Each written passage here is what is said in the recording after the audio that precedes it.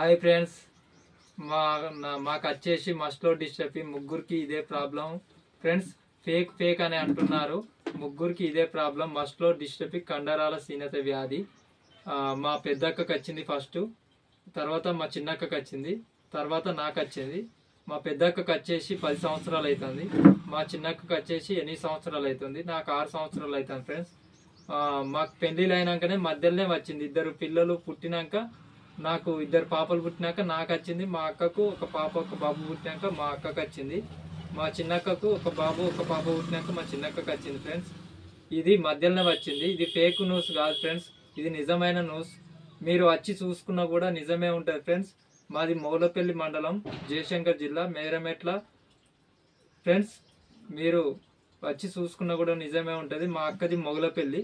నేను హాస్పిటల్ పోవంగా ఇక్కడ ఆగారు ఫ్రెండ్స్, ఎత్తుకొచ్చి ఇక్కడ కూర్చోబెట్టారు నన్ను.